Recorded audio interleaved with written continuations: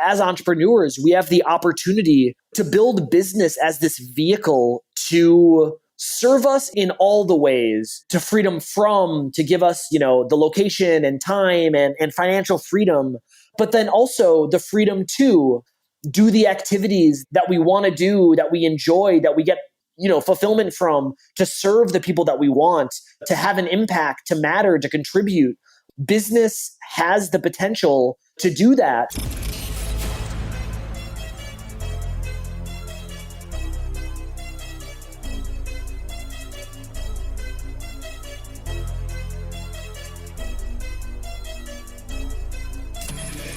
This is the Maverick Show, where you'll meet today's most interesting real estate investors, entrepreneurs, and world travelers, and learn the strategies and tactics they use to succeed. And now, here's your host, Matt Bowles.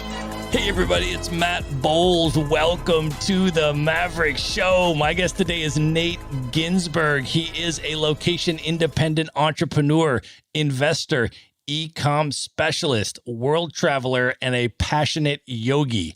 He has successfully built 7-figure businesses on 2 different continents and already had 1 successful exit for nearly $1 million.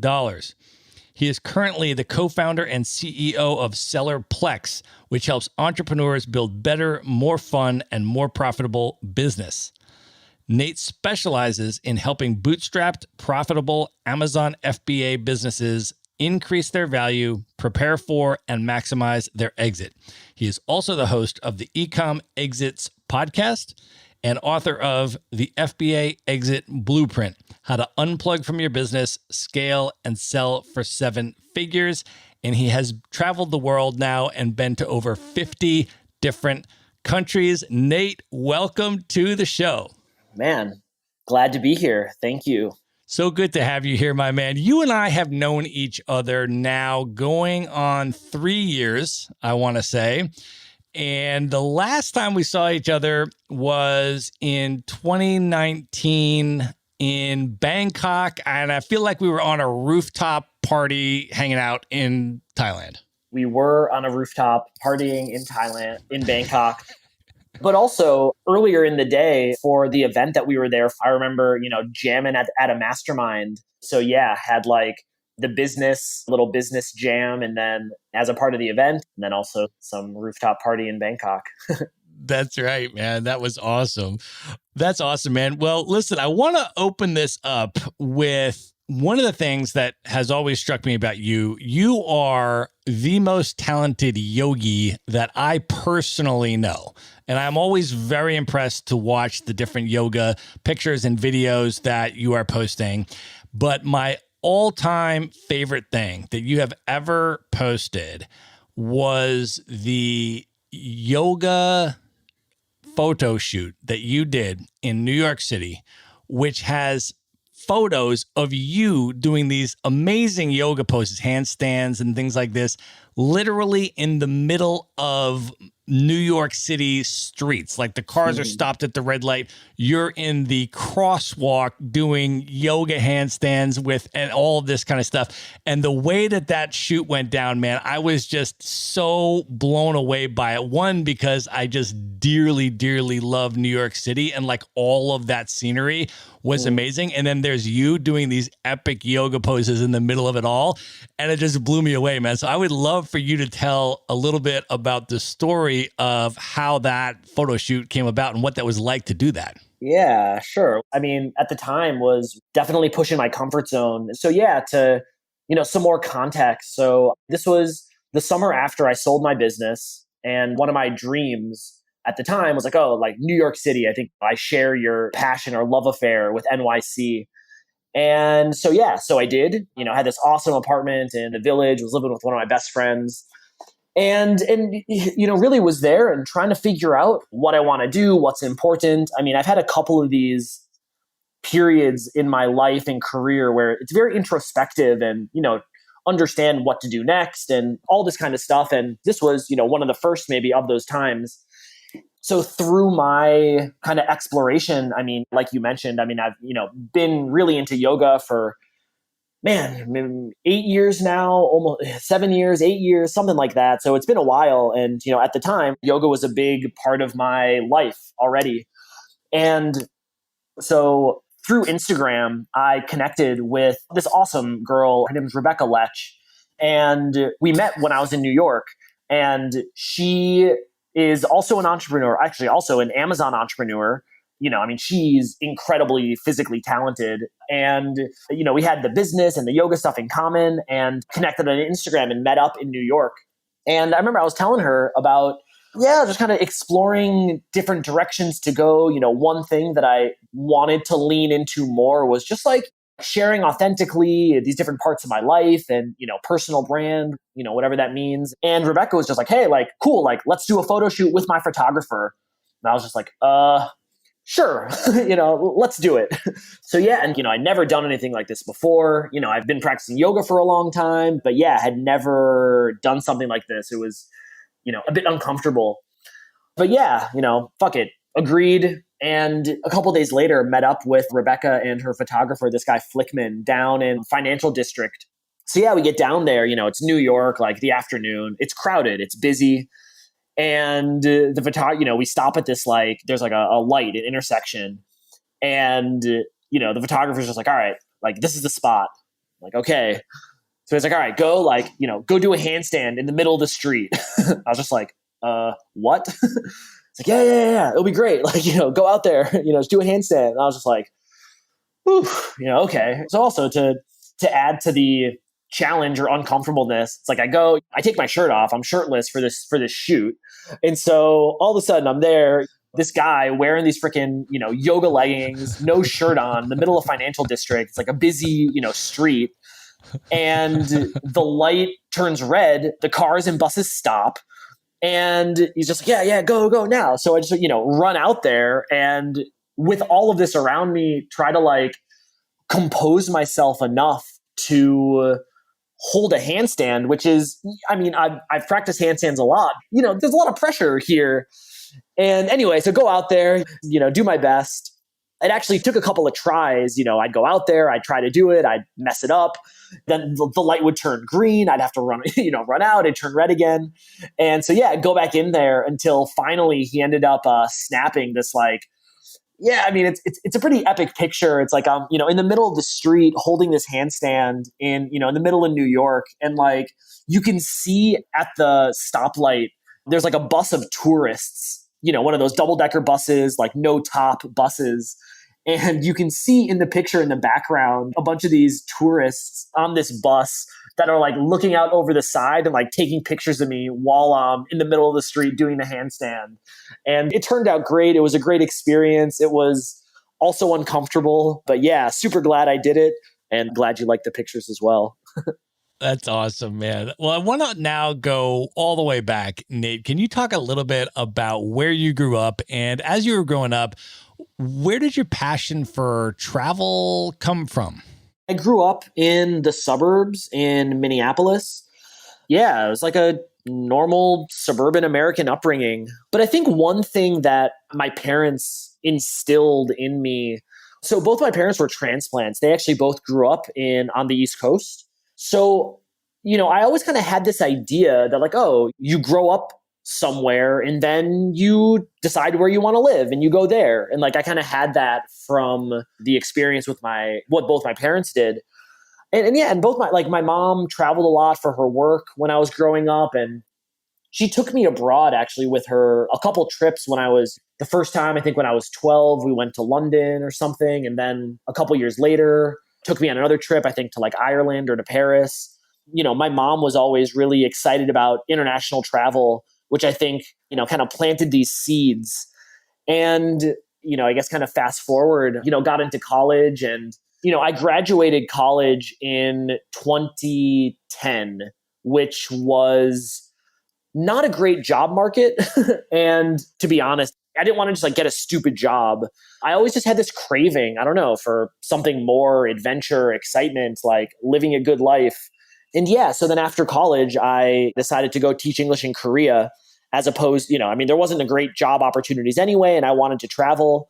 I went to Korea, was like the first time in Asia and kind of the start of my now what has kind of become like the, majority of the last 10 years of my life abroad. I would love to hear about that, though, in terms of your experience in Korea. I went to Korea for the first time in 2018. I spent about 5 weeks in Seoul, and then I also went down to Busan. And I just thought it was a spectacular country. I think it's one of the most underrated countries in Asia, in my opinion. I haven't heard people raving about it as much as I have other places. And I went there and I really, really enjoyed my time there. But I'd love to hear how that was for you. And then what did you do after you taught English there for a year? What were sort of your next moves and how did your entrepreneurial trajectory begin? So got to Korea, wanted to travel, wanted adventure. And I definitely got some of that, traveled all around Asia. My first time, Korea is a crazy place. It's about as different as it gets to America as anywhere. Had a lot of great experiences, but, I had a 9-to-5 job as a teacher there. So after my contract in Korea finished, I was backpacking on my way home from Asia. I was doing a kind of classic backpack loop, 2 months, Vietnam, north to south, up into Thailand, Cambodia, Laos. I was on the middle of this trip, was actually up in Pai in this little town in northern Thailand, actually just a couple hours from where I am now in Chiang Mai. And when I was backpacking, I met this guy. We were staying at the same hostel. This guy, Andrew. Andrew was doing some business from his computer. The first location independent digital nomad that I ever met. This was in the fall of 2011. And I'll never forget it. After meeting Andrew, it was like, it just became so obvious to me what I wanted to do and really just lit a fire under me.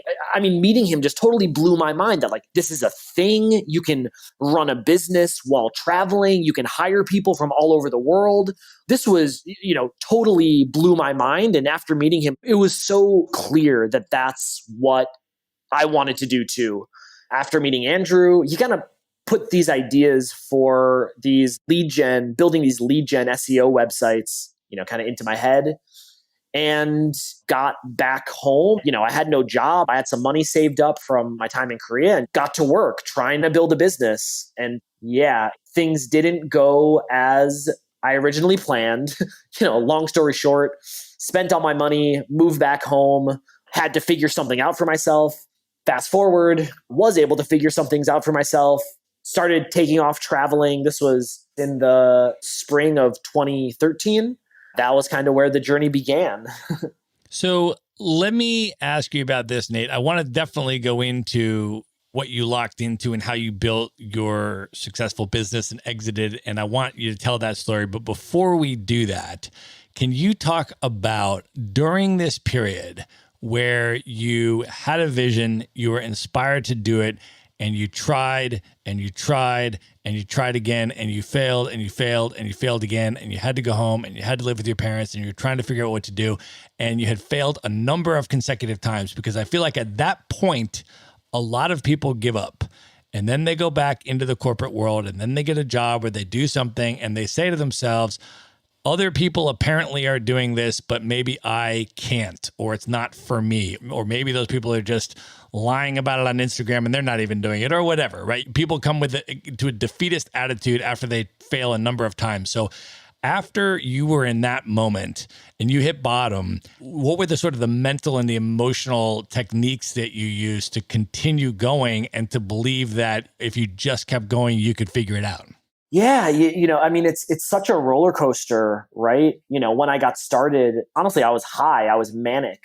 These dreams of my own business and traveling the world, and not you, not my parents, not my friends. No one was going to tell me that I wasn't going to be a freaking millionaire next year. And man, it's hard, it's like you're on this high. You're so sure that this is going to work. And then as time goes on, it's like, and then all of a sudden, like, fear and doubt starts to creep in. It's like, wait, the first time it's like, maybe this isn't going to work. What if this doesn't work?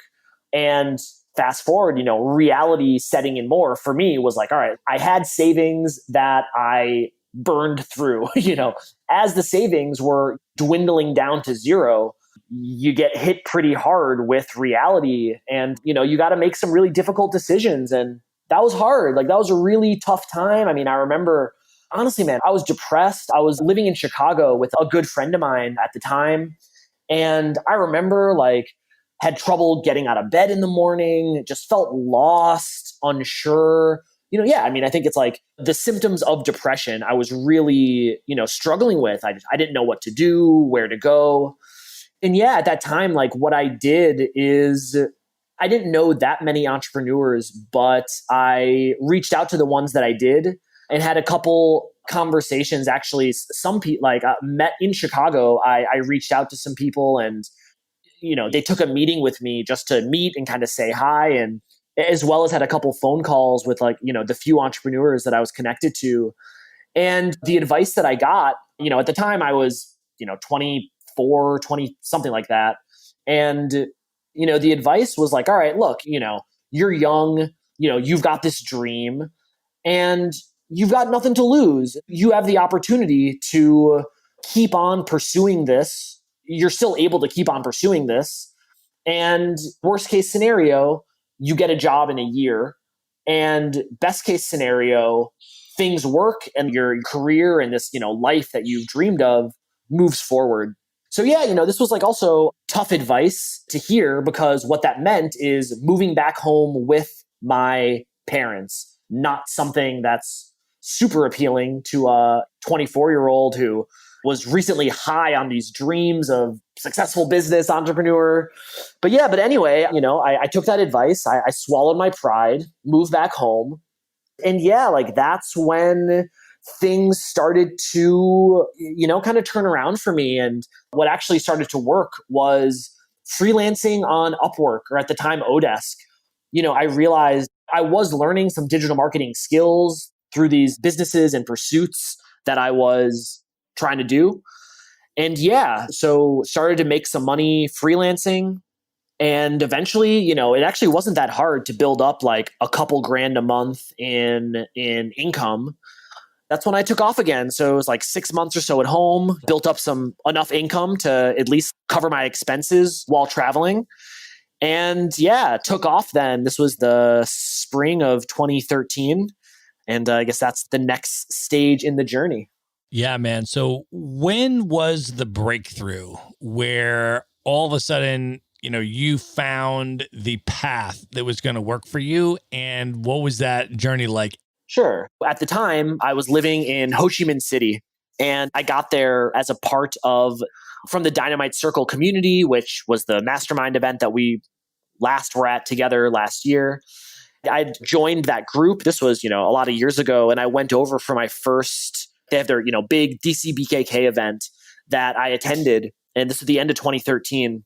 When I was over there meeting the other people, it felt like I found my community, my tribe, and basically stayed. There was a big group from that community that was living in Ho Chi Minh City at the time, which became my home. And so Saigon was home for the next like 4 or so years.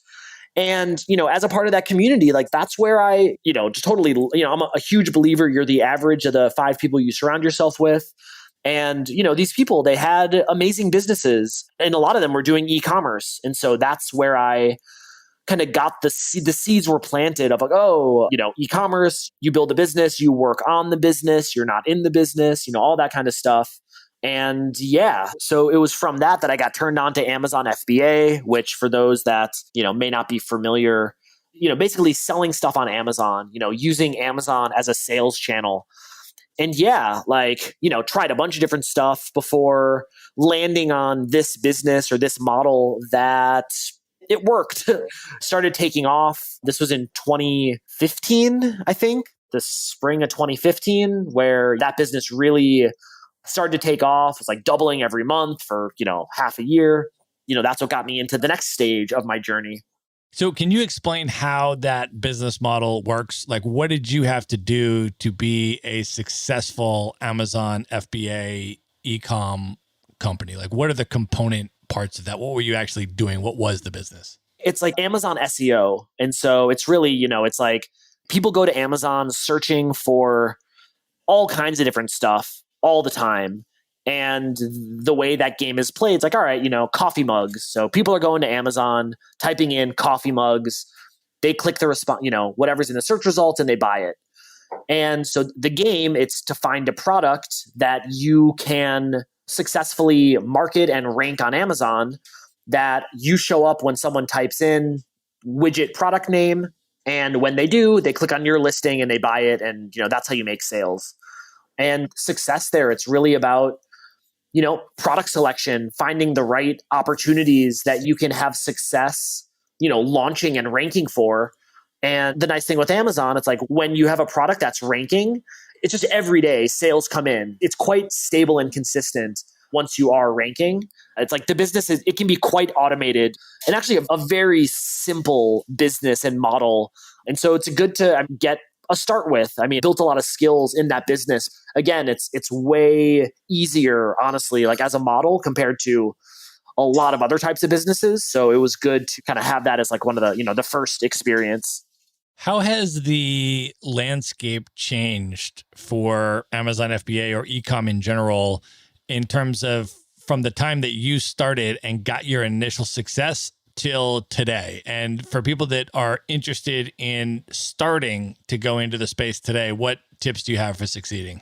Yeah, man. I mean, it's really transformed, to be honest. Now it's like, one, you're competing with more experienced sellers. And so when I was getting started, like not that many people had experience. That was kind of the playing field. But now, 5 years later, 6 years later, the competition has changed quite a bit. You're competing with like people that have been in the game for years and like know what they're doing, as well as now there are these like more and more funds that are coming in that have a ton of money, have a ton of resources, they're like trying to make moves in the space and are making moves in the space. And so it's gotten a lot harder and more competitive. And if somebody still wants to enter the space today, is it still profitable for people to consider that as an initial business model if they don't have any experience? And if so, what are sort of the tips for jumping in and getting started? Yeah, I mean, to be honest, like if I was looking to get a start today, I would not go to Amazon. The thing is, I mean, it's expensive, physical products, e-commerce, let's just say, okay, great. You want to sell a product, you find an opportunity, and okay, so your initial order is 1,000 units, and okay, that's cash out of pocket. And so you spend, you have upfront this investment, and then, production takes a month, shipping takes a month, and you're not actually selling that product for 2 months if you're lucky. You're going to be starting to like make your first sale after you've outlaid, thousands of dollars on this business. Let's just assume that you find an opportunity that you can have success with, which is hard. I mean, it's very competitive, and first time sellers can have success, but it might take your second or third try to even get something that can make sales. But anyway, let's just say that yes, like you do have some success, you are able to make sales. Then okay, you're selling through your initial 1,000 units. Let's say you're doing 10 sales a day. Great. So now you're going through, and it takes you 2 months to get your production. And so when you're at like you've only sold through 2/3 of your inventory, and now you got to place another order. And so you haven't even recouped your initial investment, and boom, there's more money that you got to spend out of pocket.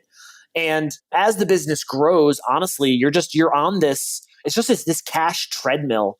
And like I was there, even if your business takes off, it's like the revenue for my business was growing, it doubled every month for a while. And, I was doing all this revenue, but like my bank account wasn't, I still had like $2,000 in my bank account. That's what led me to eventually, like, I sold half my business. I took on a business partner, and like, that's what changed my financial situation. And then later, sold the business. And so, had a good outcome there. I mean, you can make a lot of money with e-commerce, but a lot of it, especially with Amazon, it comes at the exit. And, for someone that's starting out, like there are a lot easier and more direct ways to make income to cover your expenses than selling on Amazon, in my opinion. Right. So take us through your path, Nate, and how you navigated this. So you mentioned you found a product, you figured out how to sell it and generate increasing revenue. Then you just said you took on a business partner and that you were able to increase your available capital, right, through that. And then from there, what was your path to building and exiting that business? A good friend of mine that I knew from living in Vietnam. He was a good friend. He was had been a mentor to me. He had just exited his Amazon related software business for 8 figures. And so he had a bunch of cash. He knew Amazon. He was looking to get more involved as an investor now.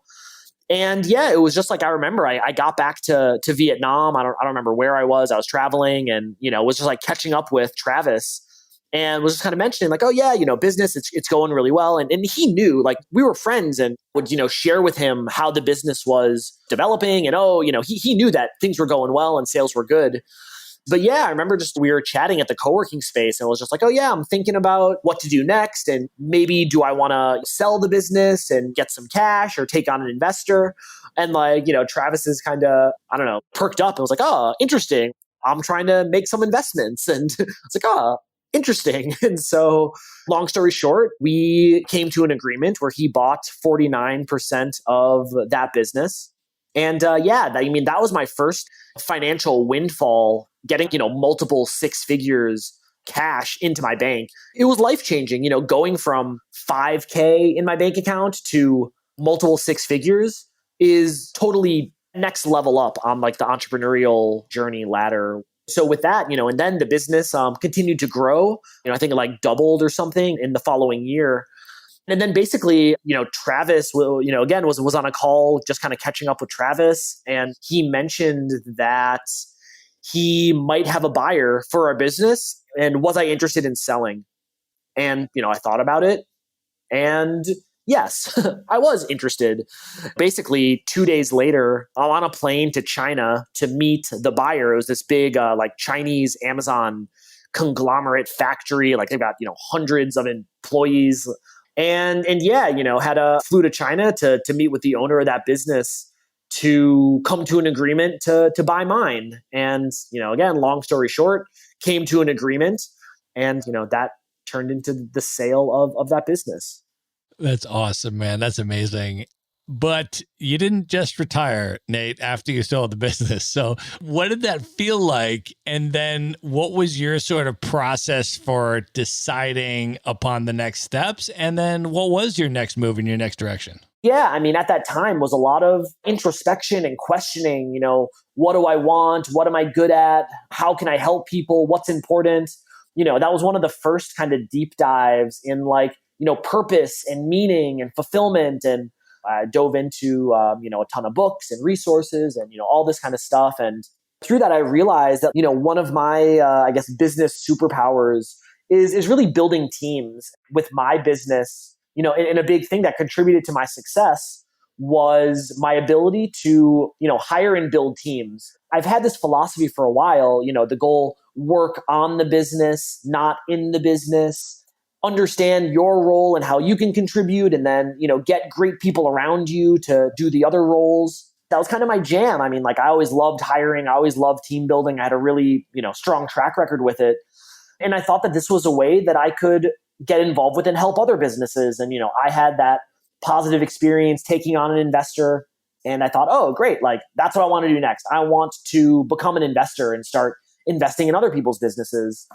Long story short, found the first business opportunity to invest in, which was someone that I also knew who had an Amazon advertising agency, which was a space that I was familiar with. And yeah, I mean, Brent was, he was doing good. The business was, making low 6 figures, but, had potential to grow. But Brent needed help with the team building and designing the organization and, how to scale the business. And these were skills that I had, that I had kind of built through my businesses. Travis and I actually both invested in Brent and the Amazon advertising agency. Fast forward, it went really well. The business was, growing. Like I was able to, help, some of my best skills in business. It's really like understanding the big opportunity and then working backwards and prioritizing the one thing to keep moving things forward, kind of seeing the vision and seeing the path to get to the vision. And then as well as the team building, the hiring, and, architecting the business to scale and to, be a vehicle that serves the owner as opposed to the owner, serving the business. It was going well. I mean, fast forward now, the business is 10x. I mean, it's like on a really exciting trajectory, and it's totally transformed from when I first got involved. Maybe half a year or so in, I'm like, oh, like this is cool. This is working well. Oh, like I want to do this again. And so, found another investment opportunity, kind of similar thing. Fast forward, it was going well, found another opportunity. And then also realized, like, as an investor, you can have an impact. It's very, quality, not quantity. My role as an investor is more of as I'm an advisor too. Yeah, there's a cash component, but I'm also trying to help. And, yesterday, for example, had 2 quarterly planning calls with 2 of my business partners. I like that stuff. I'm happy to be involved, but it doesn't scale. I mean, I can't have 1,000 quarterly planning calls. I just do. There's not enough time in the day. Then I realized, but there's still these same sort of skills and, kind of teachings. And a lot of it, turned on to services of how I was helping these companies as an investor partner. I also could just help other people, not as an investor partner, as a fee for service or selling courses. So that turned into Sellerplex, which is selling, as a service, a lot of these services that I was helping the companies that I invested in as a partner, just, offering services, aimed at helping the entrepreneur to unplug from the day-to-day, focus on the stuff that they enjoy the most, build a business that serves them as opposed to them, being stuck working in the business. And so that's what evolved into Sellerplex. And now, the kind of the next evolution of that, is really teaching. And I mean, some people want services, and we do have services. Oh, you want us to, hire out your team. You want us to manage your supply chain. You want us to fix up your finances. We can do that. But what I also have come to realize is that what a lot of people need is, like Sellerplex, the services are tactics. And tactics are important, but you need to have the right strategy and mindset and like understanding of, the potential of business be a vehicle for you and how that fits into your life. You need to understand that first before you can apply the tactics to have the success, where you want to go. And so that's really where my focus has been recently is publishing. And so I've been publishing a lot on social media and, now getting some ads behind it. But yeah, sharing, stories and lessons and, these business philosophy that I have learned over the last freaking 10 years of my career from my businesses, from, investing in other businesses. I've built and been involved with, with 7-figure businesses, physical products, agencies. I've seen, very different businesses and models that I now have a lot of exposure and experience with, sharing those lessons and learnings to help other people. And yeah, like that's what I want to do now. It's, help more entrepreneurs build better businesses that serve them and get more happiness and fulfillment, as well as, profit and income. I love that too. It's all, pieces of the puzzle. Yeah, I wanted to ask you to build on that a little bit, Nate, in terms of what role for you does mindfulness play in business? And particularly also recently, you and I have been chatting, and I know you've been doing a lot of reflecting on the concepts of freedom and alignment and fulfillment, so if you were to sort of distill that down and summarize that, what role do those play for you as the core of business success? I don't know if anything's more important. You think about getting into business, why do you want to get into business? And, for me personally, a big driver was freedom, right? Oh, I want to be free, location free, time freedom, financial freedom. For me, at least, that was the goal for a while. And then, fast forward and, you achieve that kind of a freedom and, and I've been there and, okay, great. I have the freedom that I'm striving after. And then you get it. And like, on the other side, you're not happy and fulfilled. You're actually empty and, uncertain and even borderline depressed. And that kind of, comes into that second journey of like, all right, great. You've achieved freedom from, what you're running away from, broken free of the chains of whatever life that you want to avoid.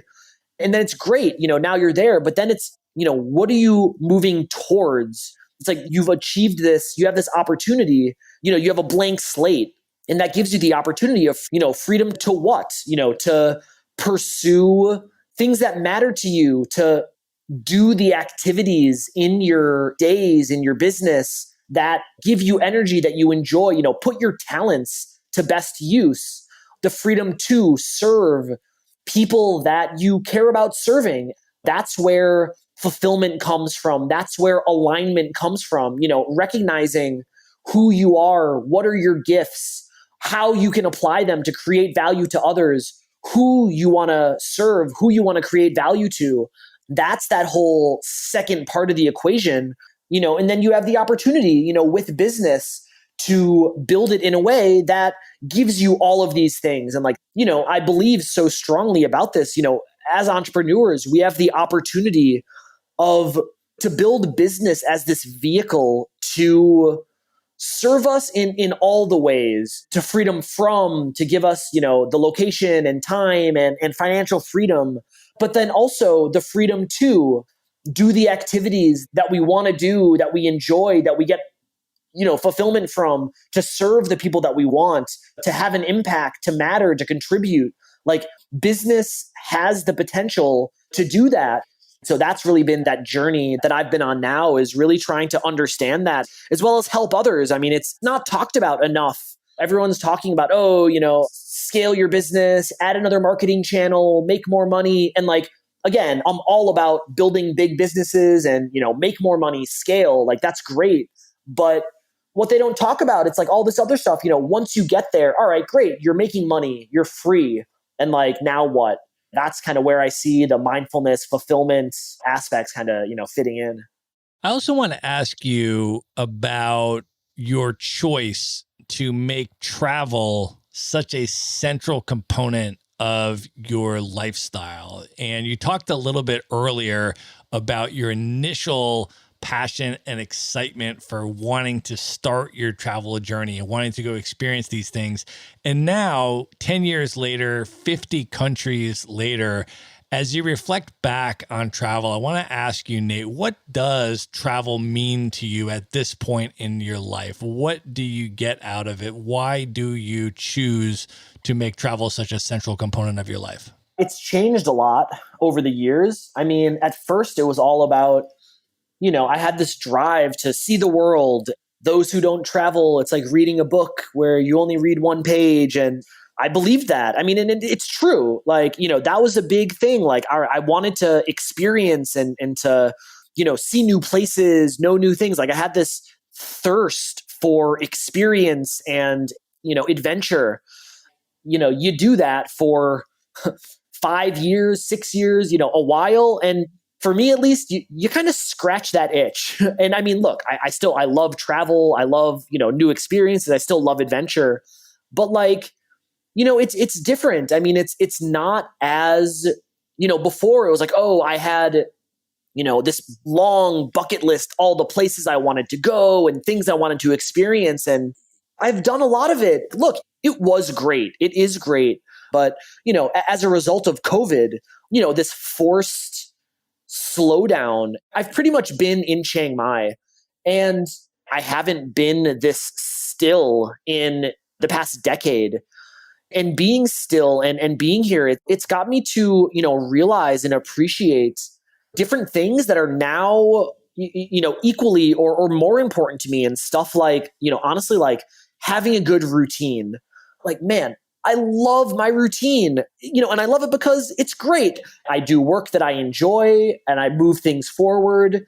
I do a ton of yoga. I do a ton of biking. I love biking. I get a ton of massages. I know where to eat. I eat super healthy. It's a great environment to really push forward projects that are really important to me. And I've made incredible progress in my businesses and in my career this year because of that routine and because of that forced stillness. And so that's really changed my perspective of like what I want and, the role that travel plays in my life. And look, like I still love travel and, going to new places, connecting with new people. That is still, very important to me. But also now, important is like being in a place that allows me to push forward the projects that are important to me. And like I have this alignment now and just clarity of, what I want to do and who I want to serve and how I'm going to serve them. That's most important to me over everything else. Being who I know I am and serving the people that I want to serve, that's the number one. And so I now need to make sure that my life around that supports that as my number one mission, which, isn't bouncing from place to place week to week. It's like I need to be in a place where I'm able to do good work to push forward with like now what I understand as my, like mission in life and career. I want to ask you also about how you structure your days and how you structure your weeks to optimize your productivity and create both the life with the balance and all the things that you're talking about, but also how you're able to have the level of productivity and output on the business side that you're able to have. What does your day structure or your week structure look like? Fridays are kind of a transition day for me, like into the weekend. I don't like go super crazy. Mondays are, focus writing days. Thursdays also are like focus work days. Tuesdays and Wednesdays, I've got calls with my team. I've got, some other stuff. I do focused work. But yeah, so that's kind of on the week side. On the day to day, I try to do most of my work in the morning. So do my work in the morning, knock out the important stuff first. And then have the afternoon where, calls, catching up with my team, doing calls with my business partners, as well as exercise. I like to do yoga. These days, my go-to yoga studio in Chiang Mai closed. So I am doing yoga at home, and I'll do yoga before lunch, which I don't know, the timing works for me. And then in the afternoon, some other physical activity. I'm very physically active. I love physical activity. Every day I like to do yoga as well as something, go for a walk, go for a bike ride, go to the gym. That's kind of my time at the end of the day to, get some exercise as well as, kind of like process the day. Biking is something, I love biking, and it's such great thinking time and just to, get some distance from, the day and kind of let ideas settle and just kind of get out of your mind and, and make connections. And so that's on the, on the day-to-day side. Sometimes, I'll have maybe a couple times a week, I'll have a call in the evening. I love massages, which also are good, thinking time. It's a good life here in Chiang Mai. That's why I'm happy to be here. It's a great routine. I'm currently not trying to leave Thailand. I've been other places in Thailand, and I don't think I can achieve the same level of all those things that I just mentioned that kind of make up my day-to-day life here. I haven't found somewhere else that I'm able to check those boxes as much as I am while I'm here.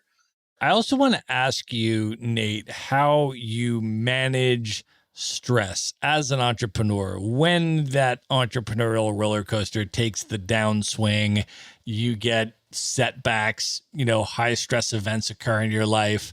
How do you manage and mitigate that stress when it occurs? What are your techniques for that? Yeah, so a couple of things. Managing stress. Stress and everything, all emotion, positive and negative, entirely 100% is all in your head. It's all in your mind, whether you're happy, excited, stressed, nervous, anxious. External events can trigger certain things, but ultimately the determinant of your stress is you. And like that's a lot of, again, the mindfulness. Michael A. Singer, he has a lot of great stuff about this. But yeah, a few things that have been kind of useful. So one from the Bhagavad Gita, it talks about your mission in life is to understand your work and to do your work, but be unattached to the outcome, commit to doing your work the best you can. But at a certain point, what happens after that, it's not up to you. And so recognizing that, and when it comes to stress and anxiety, a lot of it, again, it's all in your head. And so, recognizing when you are stressed or anxious, this is mindfulness, recognizing that stress is your reaction to what's going on. But, stuff that I've been thinking a lot about and learning, any stress or anxiety or pain or suffering, necessarily, it all happens when you're thinking about the future or the past. You regret some decision that you made, or you're anxious, double guessing something that you did, or, oh, should you have done it differently? That's unpleasant. That gives you anxiety. Or the future. You think you want something that you're worried you're not going to get. Your worry about that's suffering, that's painful. But if you're in the present moment, there is no suffering, there's no, anxiety. And, in realizing that, unless you're like in actual physical pain, in the moment, then like stress and anxiety, it's not available when you're present in where you are now and you're not attached to the past or the future. And I'm not saying that it's easy, but I'm saying that it's possible. And look, like, not that I still get stressed, I still get worried, but you know what? I'm less anxious than I was before. I worry less than I did before. And like, the more that I can, remember that, to be unattached to what I think that I want and really just accepting of reality, it makes stress and anxiety and the negative emotions go away. That's awesome advice, man. All right, Nate, at this point, are you ready to move in to the lightning round? I'm ready. Let's do it. The lightning round. All right. What is one book that has significantly impacted you that you would most recommend people check out? I'd say The Untethered Soul by Michael A. Singer. Awesome. What is one content medium? Either it could be a podcast or a blog or a YouTube show, one podcast medium that you consume that you would encourage people to check out. I've been really enjoying Noah Kagan's podcast. I mean, Noah, super successful entrepreneur, and also gets into some of these deeper, happiness, purpose kind of stuff. I mean, yeah, Noah's the man, and really enjoying his podcast recently. Awesome. Who is one person currently alive today that you've never met that you would most love to have dinner with one-on-one, just you and that person? Maybe Tony Robbins, actually. Okay. If you could go back in time and give one piece of advice to your 18-year-old self, knowing everything that you know now, what would you say to 18-year-old Nate? I would say build skills, invest in yourself by building skills. Awesome. What are your top 3 favorite travel destinations you've ever been that you'd most recommend people check out? I'll say Chiang Mai for one. I love Lisbon, Portugal, and New York City. Awesome. All right, last question. What are your top 3 bucket list destinations, places that you've never been that are the highest on your list you would most love to go and experience? I think Brazil. I've never been to Brazil. I've never been to Colombia. So Brazil, Colombia, and Mexico City. I've been to Mexico, but never been to Mexico City.